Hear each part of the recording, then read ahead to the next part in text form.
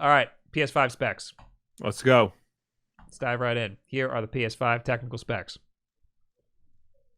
We got 8 Zen 2 cores, so just like the Xbox, except it's 3.5 gigahertz. Yes. The GPU is 10.28 teraflops. So 36 CUs. a little bit less. A little bit less. Yeah. GPU architecture, custom RDNA 2. This seems very similar. The two consoles seem very similar. Yeah.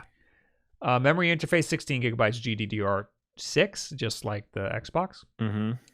Memory bandwidth, 448 gigabytes per second. Internal storage, custom 825 gigabyte solid state drive. Yeah, that was the weird thing. They didn't go the full terabyte. Also, the rumors were 500 gigs. Yeah. That's weird. 825. Yeah. That's super weird. But so Mark Cerny was talking about how like a year ago when he announced some PlayStation 5 specs, he was talking about how their solid state drive is faster than anything that's commercially available. Right. It's immediately not true anymore.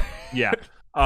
He said something like at the time, the solid state, they're also using NVMe solid states. At the time, it was like a 2 gigabyte per second read speed. Now it's commercially available drives are like 7 point something gigs. So the PS5 hard drive is like right in the middle. It's because of the controller that's on the solid state drive. Yeah. That makes it faster than what it normally would be on a commercial computer. Yeah. They did say, like we were saying before, you can expand the memory. You can add your own NVMe solid state drive. Any commercially available one that's approved by Sony. Because like they're going to go through, they're not going to say which ones are approved at launch. Post-launch, they're going to go through all the commercially available solid state drives and determine which ones are compatible with the PlayStation 5 specifically. Right. Yeah, it needs to be fast enough. It needs to be fast enough. It needs to, like, the physical dimensions of it apparently need to fit in the slot. But yeah, that's reassuring that that's pretty much confirms that they're allowing user upgradable storage. Yeah. On the main hard drive. Yeah, which they've done with the PS3 and the PS4. Yeah. You can upgrade the hard drive to it. And it's good that you can do this as well. And he also said you can use regular hard drives like the same way you can on the Series X. Right. You know, not as your main storage, but like as backups and for backwards compatible games. Yeah, so you can plug in an external hard drive. It says right here, external storage USB HDD support. Yeah. It doesn't say, like Xbox said USB 3.2. This says just whatever. I'm sure it's also like USB 3 whatever. But yeah, Mark Cerny said use it for PS4 games, maybe. Use it for PS3 games, definitely. But for PS5 games, you want that stuff on your SSD. Yeah. But yeah, the Xbox Series X has that slot on the back that's up to 1 terabyte. Leads me to believe it might not be so easy to upgrade the storage yourself. This seems like you'll be able to upgrade the storage yourself. Yeah. So in the future, no, for the Xbox One, for the Xbox Series X, they want you to use their proprietary memory. Right. It's like when you have to buy a hard drive for the 360, you had to use their hard drive. A crazy time. Yeah. Because those hard drives were expensive. Even though they were just regular hard drives. Regular SATA hard drives. They were just inside this weird enclosure. Yeah. When I worked at GameStop at the time, freaking people were buying those left and right. People would blow through hard drives. They would trade them in, buy them up. It was crazy. I think a lot of people just bought the 4 gigabyte model. That too. When the slim ones came out. Yeah. Yeah, I wasn't even thinking about that. I was thinking of the original 360 with the giant enclosure. Oh, yeah. Because that also just had a regular old hard drive inside. Yeah. But that was way harder to swap out. The slim model, that was super easy to swap out, but you still needed the enclosure. Yeah. You can get those enclosures on Amazon and just put a regular hard drive in there. Yeah. But I think it needs custom firmware, doesn't it? I don't think it does. I think you pop it in and it automatically formats it. I think.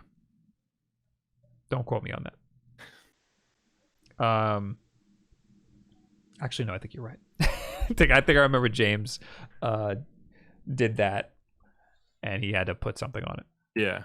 This is something we can easily find out with a Google search. But we won't. What? But we won't. But we won't. We'll just say it will also use Ultra HD Blu-rays, the 4K Blu-rays, up to 100 gigabytes per disc. Support for 4K, 120 hertz televisions, 8K televisions, VRR specified by HDMI version 2.1. Hold that up. means. Expandable storage, NVMe SSD slot. So that's an additional slot to the internal storage. Well, I think that is the expandable memory. But that sounds extra. That sounds like an additional thing.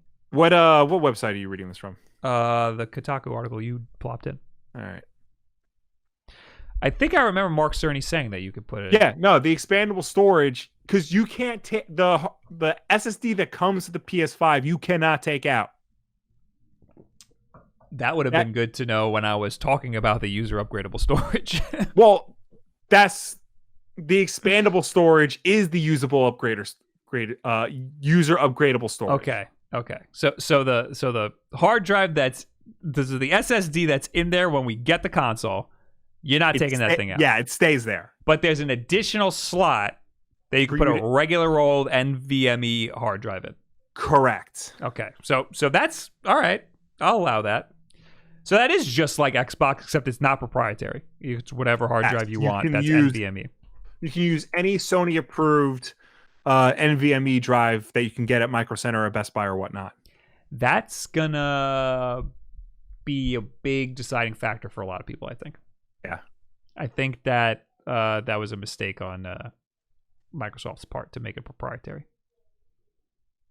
I see why they did it, but yeah. I think that PlayStation has a better solution. Oh, definitely. It's not like, because you can buy regular hard drives made by Seagate for the PS4 that are branded PS4 hard drives. They have them for Xbox also. But at the same time, you don't have to use those. You can get, any, Western Digital or whatever hard drive to put in your PS4. It doesn't matter. So never buy those hard drives. Yeah. Those are just marked up for no reason. Yeah. It's for moms that are trying to just buy something for their kids. Yeah. But that's basically it for the specs. I mean, Mark Cerny talked for an hour. If you really are into these technical specs, go nuts about it. Yeah. One thing he also mentioned, he made a big deal about the audio for it. The PS5 is going to support what's called a Tempest 3D audio tech. Mm-hmm. Basically, it's going to be, long story short, it's going to be a much more in-depth surround sound experience. Yeah, I remember hearing about that. And he used Dead Space as an example. He called it old school, which makes me feel like a grandfather. Like you'll be able to more accurately hear where the creatures are in terms of like your spatial awareness. But he went like really in deep. Like he was talking about like the tech they use where like they can like take microphones and like figure out like how your ear works specifically. He was saying that even with just normal earbuds, it sounds way better. Right, but he was also talking about like the tech they use, because apparently everybody hears things differently. Like the way you hear is like a fingerprint; it's unique to you. Oh. So they're like using technology to figure that out for gaming. I think that's really cool. He spent the first half of the talk talking about the solid state drive, and the second half of the talk talking about this audio technology. And apparently, there's a chip in there specifically for the 3D audio. Mm-hmm. I mean, I just use these earbuds for everything. I wish I had some sort of 5.1 surround sound headset situation so that when I'm playing shooters, I can tell where people are coming from. But I want earbuds. I don't want over-the-ear headphones. So if I can get that in an earbud, that'd be awesome. A lot of people were disappointed by this talk because it seemed like it was going to be a big announcement, and it wasn't.